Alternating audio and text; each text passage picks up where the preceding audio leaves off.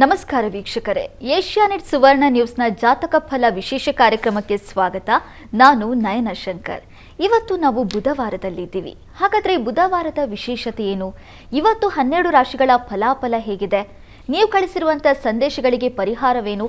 ಈ ಎಲ್ಲ ಮಾಹಿತಿಯನ್ನು ಇವತ್ತಿನ ಸಂಚಿಕೆಯಲ್ಲಿ ನಾವು ನಿಮಗೆ ತಿಳಿಸ್ಕೊಡ್ತೀವಿ. ಈ ಮಾಹಿತಿಯನ್ನು ನೀಡೋದಕ್ಕೆ ನಮ್ಮ ಜೊತೆ ಖ್ಯಾತ ಜ್ಯೋತಿಷಿಗಳಾಗಿರುವಂತಹ ಶ್ರೀಕಂಠ ಶಾಸ್ತ್ರಿಯವರಿದ್ದಾರೆ. ಬನ್ನಿ ಅವರನ್ನ ಕಾರ್ಯಕ್ರಮಕ್ಕೆ ಸ್ವಾಗತಿಸೋಣ. ಶಾಸ್ತ್ರಿಗಳೇ, ಕಾರ್ಯಕ್ರಮಕ್ಕೆ ಸ್ವಾಗತ. ನಮಸ್ಕಾರಗಳು. ಶಾಸ್ತ್ರಿಗಳೇ, ಇವತ್ತು ಬುಧವಾರ, ಈ ದಿನದ ವಿಶೇಷತೆಯನ್ನು ತಿಳಿಸ್ಕೊಡೋದಾದ್ರೆ? ಶ್ರೀ ಗುರುಭ್ಯೋ ನಮಃ. ಹರಿ ಓಂ. ಮೂರ್ತಿತ್ವೇ ಪರಿಕಲ್ಪಿತ ಶಶಿಭೃತೌ ವರ್ತ್ಮ ಪುನರ್ಜನ್ಮನ ಆತ್ಮೇತ್ಯಾತ್ಮವಿದಾಂ ಕ್ರತುಶ್ಚ ಯಜತಾಂ ಭರ್ತ ಅಮರ ಜ್ಯೋತಿಷಾಂ ಲೋಕಾನಾಂ ಪ್ರಳಯೋದ್ಭವ ಸ್ಥಿತಿ ವಿಭಶ್ಚಾನೇಕಧಾಯ ಶರದೌ ವಾಚನ್ನ ಸದತಾತ್ವನೇಕ ಕಿರಣ ತ್ರೈಲೋಕ್ಯ ದೀಪೋ ರವಿ. ಸಮಸ್ತ ವೀಕ್ಷಕರಿಗೆ ಶುಭೋದಯ, ಶುಭ ಬೆಳಗು. ಈ ದಿನದ ಸಂದೇಶಗಳನ್ನು ಪರಿಶೀಲಿಸುವ ಪೂರ್ವದಲ್ಲಿ ಇವತ್ತಿನ ಪಂಚಾಂಗವನ್ನು ಗಮನಿಸಿಕೊಳ್ಳೋಣ. ಶ್ರೀ ಕ್ರೋಧಿನಾಮ ಸಂವತ್ಸರ, ಉತ್ತರಾಯಣ, ಶಿಶಿರ ಋತು, ಮಾಘ ಮಾಸ, ಶುಕ್ಲ ಪಕ್ಷವಾಗಿದೆ.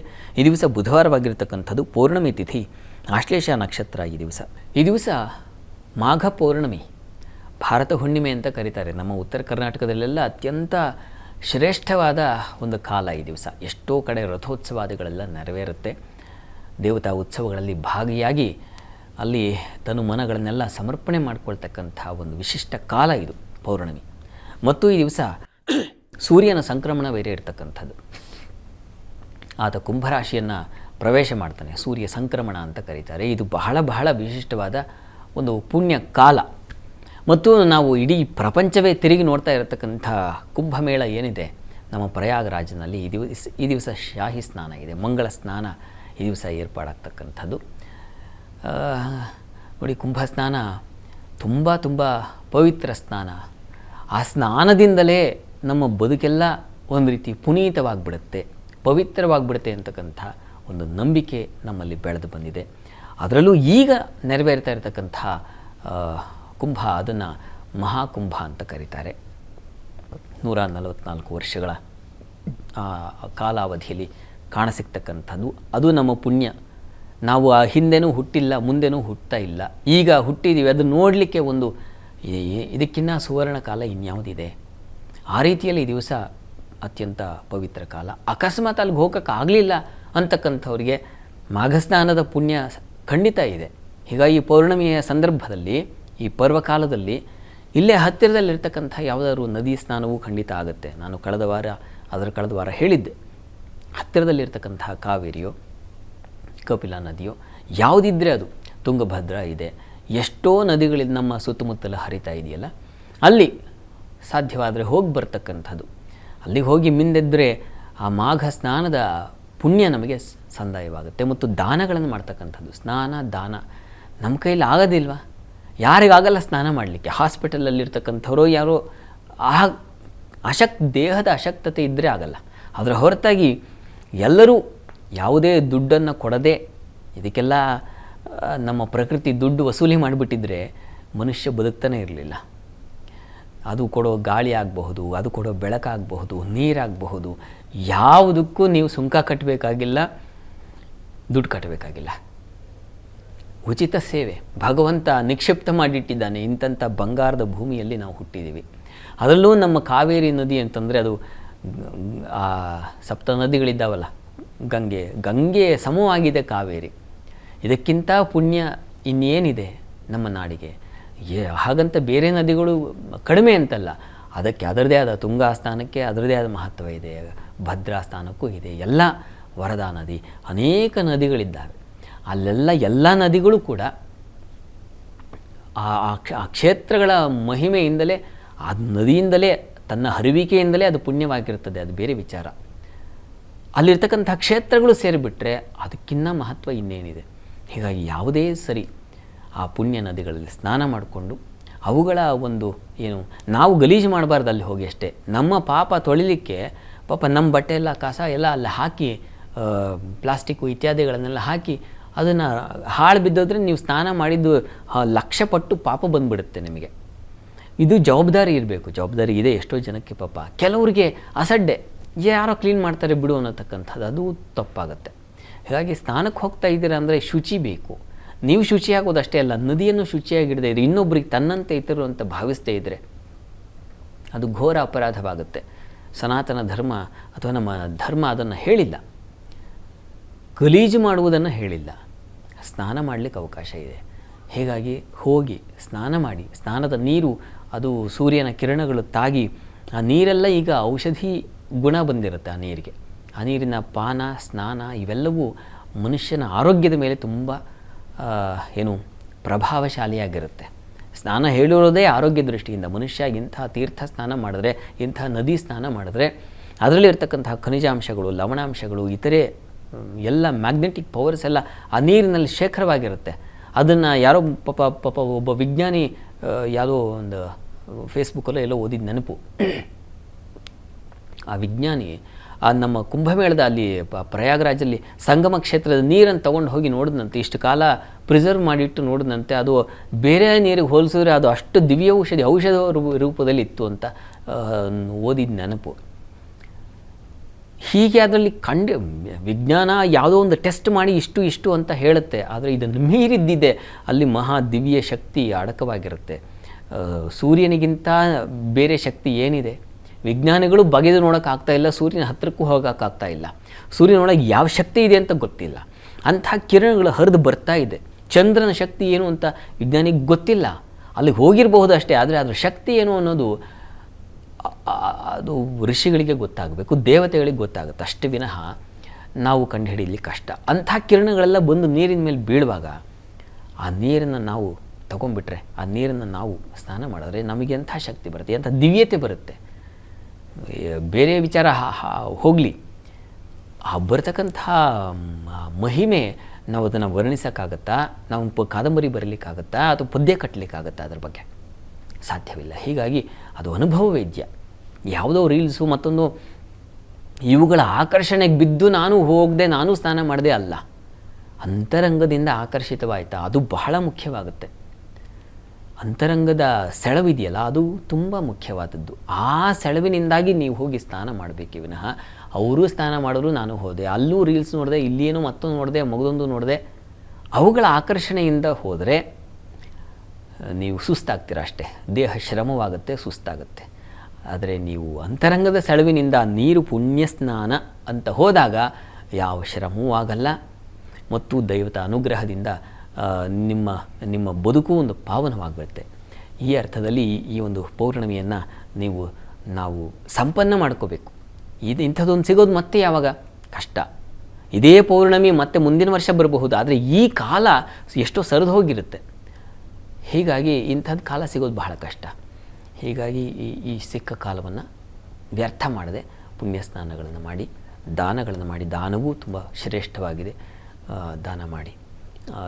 ಇದೆಲ್ಲ ನಾವು ಸಂಪಾದಿಸುವುದರ ಜೊತೆಗೆ ನಮ್ಮ ಮುಂದಿನ ಪೀಳಿಗೆಗೂ ಹೇಳಿಕೊಡಬೇಕು ಈ ಪಾಠವನ್ನು. ಅದು ತಾವು ಮಾಡಿ ಅಂತ ಪ್ರಾರ್ಥನೆ ಮಾಡ್ತೀನಿ. ಒಳ್ಳೆಯದಾಗಲಿ. ಖಂಡಿತವಾಗ್ಲೂ ಶಾಸ್ತ್ರಿಗಳೇ, ಈ ಪೌರ್ಣಿಮೆ ದಿನ ಶಾಹಿ ಸ್ನಾನವನ್ನು ಯಾಕೆ ಮಾಡಬೇಕು, ಅದರ ಮಹತ್ವವೇನು, ನಾವು ಶುದ್ಧವಾಗೋದ್ರ ಜೊತೆಗೆ ನದಿಗಳನ್ನು ಕೂಡ ಶುದ್ಧವಾಗಿ ಇಡಿ ಅನ್ನುವಂಥ ಮಹತ್ವದ ಸಂದೇಶವನ್ನು ಕೊಟ್ಟಿದ್ದೀರಾ. ಹಾಗಾದರೆ ವೀಕ್ಷಕರು ಕಳಿಸಿರುವಂಥ ಸಂದೇಶಗಳನ್ನು ನೋಡ್ತಾ ಹೋಗೋಣ ಶಾಸ್ತ್ರಿಗಳೇ. ಮೊದಲನೇ ಸಂದೇಶವನ್ನು ಮಧುಗಿರಿಯಿಂದ ಹರ್ಷ ಅವರು ಕಳಿಸಿದ್ದಾರೆ. ಹರ್ಷ ಅವರ ಜನ್ಮ ದಿನಾಂಕ 1/5/2009, ಹುಟ್ಟಿದ ಸಮಯ ಸಂಜೆ 5:42. ಹರ್ಷ ಅವರೀಗ SLC ಓದ್ತಾ ಇದ್ದಾರೆ. ಹಾಗಾದರೆ ತನ್ನ ಮುಂದಿನ ವಿದ್ಯಾಭ್ಯಾಸ ಹೇಗಿದೆ ಅಂತ ಕೇಳಿದ್ದಾರೆ ಶಾಸ್ತ್ರಿಗಳೇ. ಹರ್ಷ ಅವರ ಪ್ರಶ್ನೆ ಶಿಕ್ಷಣದ ಬಗ್ಗೆ ಕೇಳಿದ್ದಾರೆ. ಹೌದು ಶಾಸ್ತ್ರಿಗಳೇ. ನೋಡೋಣ. ನೋಡಿ, ಇದು ತುಲಾ ಲಗ್ನವಾಗಿದೆ. ಲಗ್ನದಿಂದ ಪಂಚಮ ಸ್ಥಾನದ ಅಧಿಪತಿಯಾಗಿರತಕ್ಕಂತಹ ಈ ಶನೈಶ್ಚರ ಲಾಭಸ್ಥಾನದಲ್ಲಿದ್ದಾನೆ, ಆದರೆ ಶತ್ರುಕ್ಷೇತ್ರ. ಹೀಗಾಗಿ ನೀವು ಆಂಜನೇಯನ ಪ್ರಾರ್ಥನೆ ಮಾಡಬೇಕು. ಇವರೇ ನಿಮ್ಮ ಮುಂದಿನ ವಿದ್ಯಾಭ್ಯಾಸ ಚೆನ್ನಾಗಿ ಆಗಬೇಕು, ಒಳ್ಳೆಯ ಸ್ತರದಲ್ಲಿ ನೀವು ನಿಂತ್ಕೊಳ್ಬೇಕು, ಒಳ್ಳೆಯ ವೃತ್ತಿ ಆಯ್ಕೆ ಮಾಡ್ಕೋಬೇಕು. ಇದಕ್ಕೆಲ್ಲ ಪೂರಕವಾಗುತ್ತೆ. ಹೀಗಾಗಿ ತಾವು ತಪ್ಪದೆ ಆಂಜನೇಯನ ಪ್ರಾರ್ಥನೆ ಮಾಡ್ತಾ ಬನ್ನಿ. ನಿಮಗೆ ರವಿ ತುಂಬ ಚೆನ್ನಾಗಿದ್ದಾನೆ, ಹೀಗಾಗಿ ನಿಮಗೆ ಒಳ್ಳೆಯ ಅವಕಾಶಗಳು ಏರ್ಪಾಡಾಗುತ್ತೆ. ನೀವು ಆತಂಕ ಬೇಡ. ನೀವು ಪ್ರಯತ್ನ ಪಟ್ಟರೆ ಒಳ್ಳೆ ಮೆಡಿಕಲ್ ಟ್ರೈ ಮಾಡಬಹುದು ಅಥವಾ ಪ್ಯಾರಾಮೆಡಿಕಲ್ ರೀತಿಯಲ್ಲಿ ಟ್ರೈ ಮಾಡಬಹುದು. ಅದೆಲ್ಲ ತುಂಬ ಚೆನ್ನಾಗಿದೆ. ಶುಕ್ರನು ಬಲಿಷ್ಠನಾಗಿರೋದ್ರಿಂದ ಡಿಸೈನಿಂಗ್ ಫೀಲ್ಡ್ಸಲ್ಲೂ ಟ್ರೈ ಮಾಡಬಹುದು. ಹೀಗಾಗಿ ನೀವು ಹಲವು ದಾರಿ ಇರೋದರಿಂದ ಚೆನ್ನಾಗಿ ಓದಬೇಕು, ಅದು ಓದಿದ ಮನಸ್ಸಿನಲ್ಲಿ ಉಳಿಬೇಕು. ಹೀಗಾಗಿ ಆಂಜನೇಯನ ಪ್ರಾರ್ಥನೆ ಮಾಡ್ತಾ ಬನ್ನಿ. ಪ್ರತಿ ಶನಿವಾರ ಆಂಜನೇಯನಿಗೆ ಹೋಗಿ ಒಂದು ನಮಸ್ಕಾರ ಹಾಕಿ, ಅನುಕೂಲ ಆಗುತ್ತೆ. ಒಳ್ಳೆಯದಾಗಲಿ. ಸರಿ ಶಾಸ್ತ್ರಿಗಳೇ, ಮುಂದಿನ ಸಂದೇಶವನ್ನು ಮಂಡ್ಯದಿಂದ ಬೊಮ್ಮೇಶ್ ಅವರು ಕಳಿಸಿದ್ದಾರೆ. ಬೊಮ್ಮೇಶ್ ಅವರ ಜನ್ಮ ದಿನಾಂಕ 18/8/1986. ಹುಟ್ಟಿದ ಸಮಯ ರಾತ್ರಿ 10:30. ವ್ಯಾಪಾರ ಮಾಡ್ತಾ ಇದ್ದೀನಿ, ಆದರೆ ವ್ಯಾಪಾರದಲ್ಲಿ ಏಳಿಗೆ ಇಲ್ಲ, ಇದ್ರ ಬಗ್ಗೆ ಒಂದು ಪರಿಹಾರ ತಿಳಿಸಿ. ಜೊತೆಗೆ ಮದುವೆಗೂ ಕೂಡ ಪ್ರಯತ್ನ ಪಡ್ತಾ ಇದ್ದೀನಿ, ಇದ್ರ ಬಗ್ಗೆ ಕೂಡ ಒಂದು ಪರಿಹಾರ ತಿಳಿಸಿ ಅಂತ ಕೇಳಿದ್ದಾರೆ ಶಾಸ್ತ್ರಿಗಳೇ. ಬೊಮ್ಮೇಶ್ ಅವರ ಪ್ರಶ್ನೆ ಒಂದು ವ್ಯಾಪಾರ ಮತ್ತು ವಿವಾಹದ ಬಗ್ಗೆ ಕೇಳಿದ್ದಾರೆ. ಹೌದು ಶಾಸ್ತ್ರಿಗಳೇ. ಎರಡೂ ಪ್ರಯತ್ನ ಮಾಡ್ತಾ ಇದ್ದಾರೆ, ಆದರೆ ಆಗ್ತಾ ಇಲ್ಲ ಅಂತ ನೋಡೋಣ. ಜಾತಕವನ್ನು ಏನನ್ನು ನೋಡಿ, ತಮ್ಮದು ಮೇಷಲಗ್ನ, ಲಗ್ನದಿಂದ ವ್ಯವಹಾರ, ಕರ್ಮಾಧಿಪತಿ ನಷ್ಟದಲ್ಲಿದ್ದಾನೆ, ಅಷ್ಟಮ ಸ್ಥಾನದಲ್ಲಿದ್ದಾನೆ. ಈ ದಾಂಪತ್ಯ ಮತ್ತು ವ್ಯವಹಾರಕ ಸ್ಥಾನಗಳನ್ನು ಸೂಚಿಸ್ತಕ್ಕಂಥ ಶುಕ್ರ ನೀಚನಾಗಿದ್ದಾನೆ. ಹೀಗಾಗಿ ಯಾವ ಭಾವದ ಯದ್ಭಾವನಾಥೋ ರಿಪುರಂದ್ರ ರಿಫ್ಪೆ ತದ್ಭಾವನಾಶಂ ಅಂತ ಒಂದು ಮಾತಿದೆ ಶಾಸ್ತ್ರದಲ್ಲಿ. ಯಾವ ಭಾವಾಧಿಪತಿ ಬಗ್ಗೆ ಚಿಂತನೆ ಮಾಡ್ತೀವೋ ಆತ ರಿಪುರಂದ್ರ ರಿಫ್ಪೆ 6, 8, 12ರಲ್ಲಿದ್ದರೆ, ದುಸ್ಥಾನದಲ್ಲಿದ್ದರೆ ಅಂತ ಅರ್ಥ. ಆ ಭಾವ ಕಷ್ಟ ಅಂತ. ಇಲ್ಲಿ ನೋಡಿ, ಶುಕ್ರ ನೀಚನಾಗಿದ್ದಾನೆ. ನೀಚ ಸ್ಥಾನ ಅಂತಂದರೆ ಬಲವರ್ಜಿತಸ್ಯ ರಿಕ್ತ ಅಂತ ಶಾಸ್ತ್ರ. ಬಲವರ್ಜಿತರಾಗಿದ್ದರೆ ಫಲವನ್ನು ಕೊಡೋದಿಲ್ಲ ಅಂತ. ಹೀಗಾಗಿ ಒಂದು ಶುಕ್ರ ಮತ್ತೊಂದು ಶನೈಶ್ಚರ, ಈ ಗ್ರಹಗಳ ಶಾಂತಿಯನ್ನು ಮಾಡಿಸ್ಬೇಕು ತಾವು. ಗ್ರಹ ಶಾಂತಿ ಮಾಡೋದರಿಂದಾಗಿ ಒಂದು ಅನುಗ್ರಹ ಉಂಟಾಗುತ್ತೆ. ಅನುಗ್ರಹದಿಂದ ನೀವು ಏನು ಬಯಸ್ತಾ ಇದ್ದೀರೋ ಆ ಬಯಕೆಗಳು ಹಂತ ಹಂತವಾಗಿ ಈಡೇರುತ್ತೆ, ಅದಕ್ಕೆ ದಾರಿ ಆಗುತ್ತೆ. ಹೀಗಾಗಿ ತಾವು ದಯವಿಟ್ಟು ಶುಕ್ರ ಶಾಂತಿಯನ್ನು ಮಾಡಿಸಿ ಮತ್ತು ಶನೈಶ್ಚರ ಶಾಂತಿಯನ್ನು ತಪ್ಪದೆ ಎರಡನ್ನು ಮಾಡಿಸಿ. ಈಗ ನಡೀತಾ ಇರತಕ್ಕಂತಹ ಕಾಲ ನಿಮಗೆ ಶುಕ್ರನ ಕಾಲ ನಡೀತಾ ಇದೆ ನೋಡಿ. ಈ ಶಾಂತಿಯಿಂದ ನಿಮಗೊಂದು ದಾರಿ ಸಿಕ್ಬಿಡುತ್ತೆ. ವ್ಯಾಪಾರದಲ್ಲೂ ನೀವು ಹೇಳ್ತಾ ಇದ್ದೀರಾ ಕಷ್ಟ ಇದೆ ಅಂತ, ಶುಕ್ರ ಶಾಂತಿಯಿಂದ ಅದೂ ಅನುಕೂಲ ಆಗುತ್ತೆ. ಮತ್ತು ಶ್ರೀಸೂಕ್ತ ಅಂತ ಒಂದು ವಿಶೇಷವಾದ ಮಂತ್ರ ಭಾಗ ಇದೆ. ಆ ಶ್ರೀಸೂಕ್ತ ಹವನ ಅಥವಾ ಪಾರಾಯಣ ಎರಡಕ್ಕೂ ಅವಕಾಶ ಇದೆ. ನಿಮ್ಮ ಸಾಮರ್ಥ್ಯ ನೋಡ್ಕೊಂಡು ಇದನ್ನು ಮಾಡಿಸಿ, ಖಂಡಿತ ಇದರಿಂದ ಅನುಕೂಲ ಆಗುತ್ತೆ. ಮಂತ್ರದಲ್ಲಿ ಅಪನಂಬಿಕೆ ಬೇಡ, ನೀವು ಮಾಡಿಸಿ ನೋಡಿ, ಒಳ್ಳೆಯದಾಗ. ಶಾಸ್ತ್ರಿಗಳೇ, ಮೊದಲ 6 ರಾಶಿಗಳ ಇವತ್ತಿನ ಫಲಾಫಲವನ್ನು ತಿಳಿಸೋದಾದರೆ? 12 ರಾಶಿಗಳ ಫಲಾಫಲ ತಿಳಿಯುವ ಮುನ್ನ ಇವತ್ತಿನ ಗ್ರಹಸ್ಥಿತಿಯನ್ನು ಗಮನಿಸ್ಕೊಳ್ಳೋದಾದರೆ, ವೃಷಭ ರಾಶಿಯಲ್ಲಿ ಗುರು ಜೊತೆಗೆ ಮಾಂದಿ ಉದಯ ಆಗಿದೆ. ಕುಜ ಇರತಕ್ಕಂಥದ್ದು ಮಿಥುನ ರಾಶಿಯಲ್ಲಿ, ಚಂದ್ರ ಇರತಕ್ಕಂಥದ್ದು ಕರ್ಕಟಕ ರಾಶಿಯಲ್ಲಿ, ಕೇತು ಇರತಕ್ಕಂಥದ್ದು ಕನ್ಯಾ ರಾಶಿಯಲ್ಲಿ.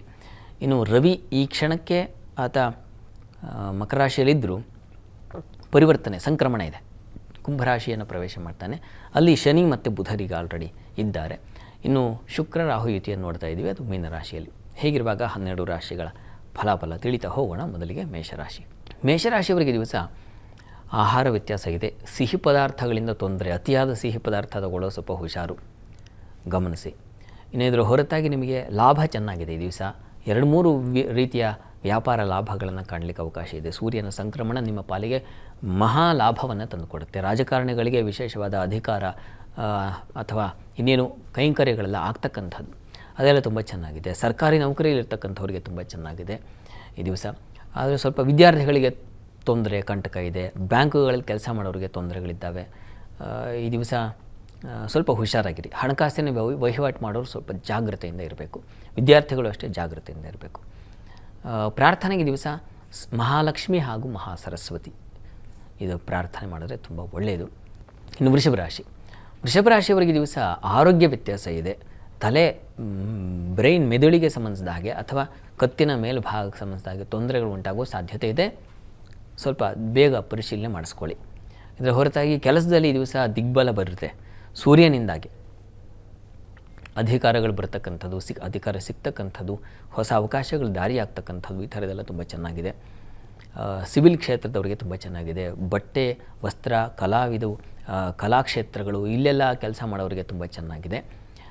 ಇನ್ನು ಹೊರತಾಗಿ ಈ ದಿವಸ ಸ್ವಲ್ಪ ಕುಟುಂಬದಲ್ಲಿ ಸ್ವಲ್ಪ ಘರ್ಷಣೆ, ಮನಸ್ತಾಪ, ಸಿಡುಕುತನ ಈ ಥರದ್ದು ಸ್ವಲ್ಪ ಇದೆ. ವೃಷಭ ರಾಶಿಯು ಸ್ವಲ್ಪ ತಾಳ್ಮೆ ಬೇಕು ಈ ದಿವಸ.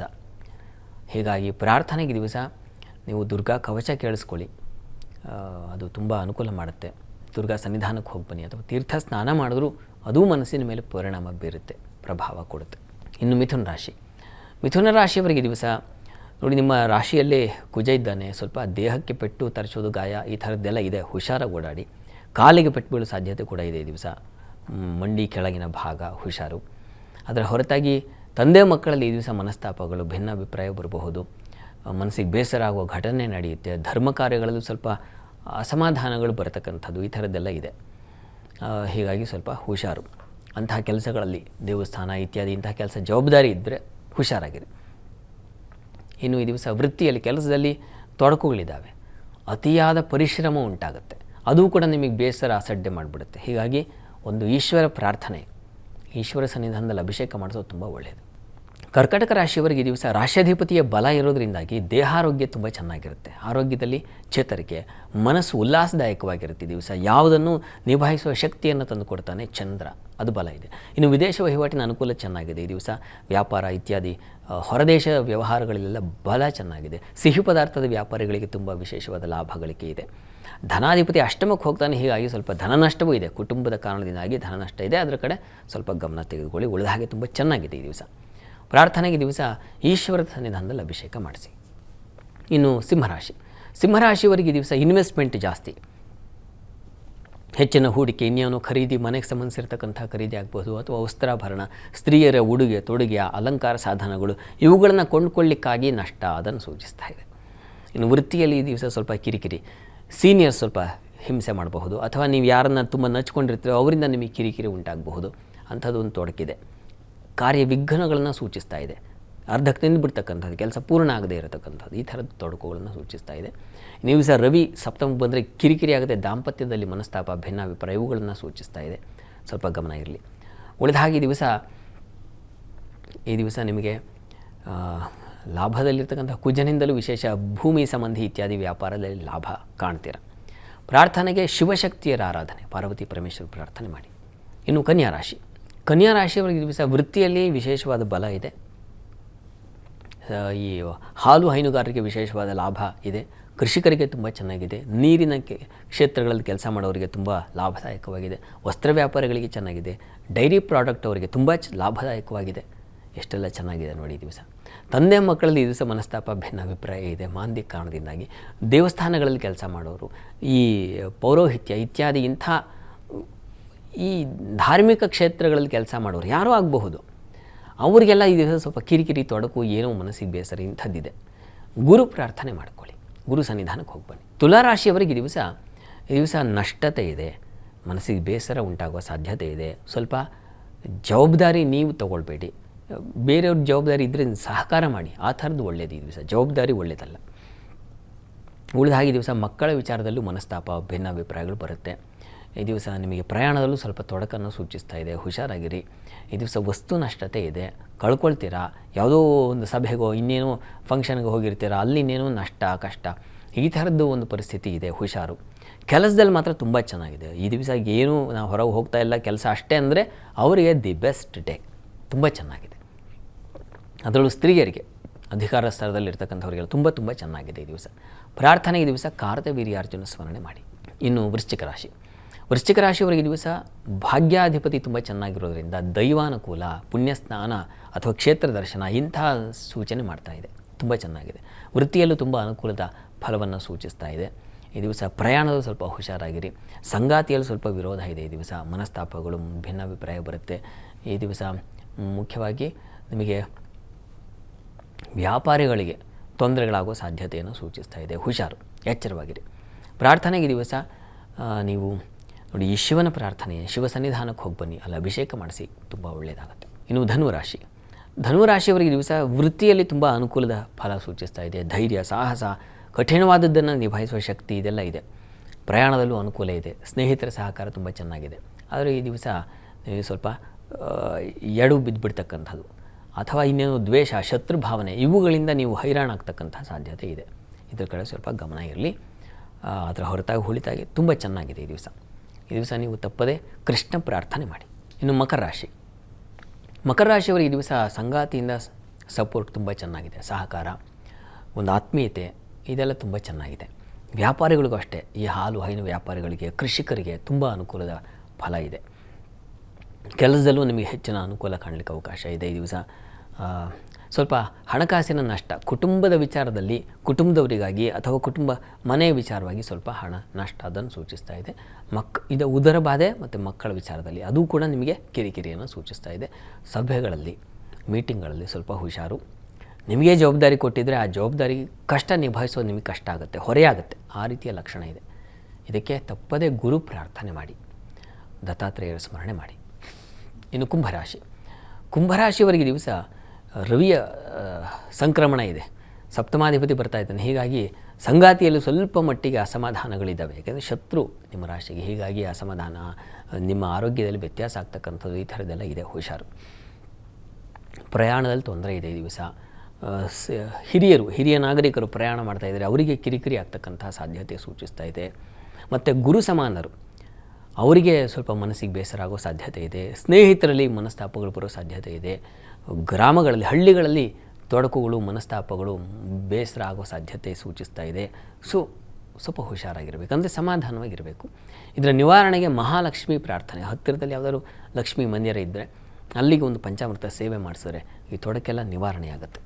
ಇನ್ನು ಮೀನರಾಶಿಯವರಿಗೆ ಈ ದಿವಸ ಭಯದ ವಾತಾವರಣ ಇದೆ, ಅನಾನುಕೂಲ ಸೂಚಿಸ್ತಾ ಇದೆ. ಹುಷಾರು. ಅದರ ಹೊರತಾಗಿ ದಿವಸ ಮಕ್ಕಳ ಸಹಕಾರ ತುಂಬ ಚೆನ್ನಾಗಿದೆ. ದಿವಸ ನಿಮ್ಮ ಬುದ್ಧಿವಂತಿಕೆ, ಸ್ತ್ರೀಯರಿಗೆ ಪ್ರಚಂಡ ಬುದ್ಧಿಶಕ್ತಿ ಇರುತ್ತದೆ. ಈ ದಿವಸ ನಿಮ್ಮ ಆಲೋಚನೆಗಳೇ ಗೆಲ್ಲುತ್ತೆ, ಅಂಥದ್ದು ಒಂದು ಲಕ್ಷಣ ಇದೆ. ವೃತ್ತಿಯಲ್ಲಿ ಅನುಕೂಲಕರವಾಗಿದೆ. ವ್ಯಾಪಾರಿಗಳಿಗೆ ತುಂಬ ಚೆನ್ನಾಗಿದೆ ಈ ದಿವಸ. ಸಾಲವೂ ಇದೆ ಈ ದಿವಸ. ಸ್ವಲ್ಪ ಹುಷಾರು. ಈಶ್ವರನ ಸನ್ನಿಧಾನದಲ್ಲಿ ಅಭಿಷೇಕ ಮಾಡಿಸಿ, ಅನುಕೂಲ ಆಗುತ್ತೆ. ಈ ದಿವಸ 12 ರಾಶಿಗಳವರು, ರಾಶಿ ಗೊತ್ತಿಲ್ಲ ಅಂತಕ್ಕಂಥವ್ರು ಹೇಳ್ಬಹುದಾದ ಮಂತ್ರ ಓಂ ವಿಷ್ಣು ವಲ್ಲಭಾಯ ನಮಃ ಈ ಮಂತ್ರ ಹೇಳ್ಕೊಳ್ಳಿ, ಅನುಕೂಲ ಆಗುತ್ತೆ. ಶಾಸ್ತ್ರಿಗಳ ಇವತ್ತಿನ ದಿನ ಭವಿಷ್ಯ, ವೀಕ್ಷಕರು ಕಳಿಸಿದ್ದಂಥ ಸಂದೇಶ, ಜೊತೆಗೆ ಇವತ್ತು ಶಾಹಿ ಸ್ನಾನ ಇದೆ, ಶಾಹಿ ಸ್ನಾನದ ಮಹತ್ವವನ್ನು ತಿಳಿಸ್ಕೊಟ್ಟಿದ್ದೀರಾ. ಧನ್ಯವಾದಗಳು. ಸರ್ವೇ ಜನಾಃ ಸುಖಿನೋ ಭವಂತು, ಸಮಸ್ತ ಸನ್ಮಂಗಳಾನಿ ಭವಂತು. ಎಲ್ಲರಿಗೂ ಶುಭವಾಗಲಿ. ವೀಕ್ಷಕರೇ, ಇದಾಗಿತ್ತು ಇವತ್ತಿನ ಜಾತಕ ಫಲ ವಿಶೇಷ ಕಾರ್ಯಕ್ರಮ. ನೇರ, ದಿಟ್ಟ, ನಿರಂತರ ಸುದ್ದಿಗಾಗಿ ನೋಡ್ತಾ ಇರಿ ಏಷ್ಯಾನೆಟ್ ಸುವರ್ಣ ನ್ಯೂಸ್.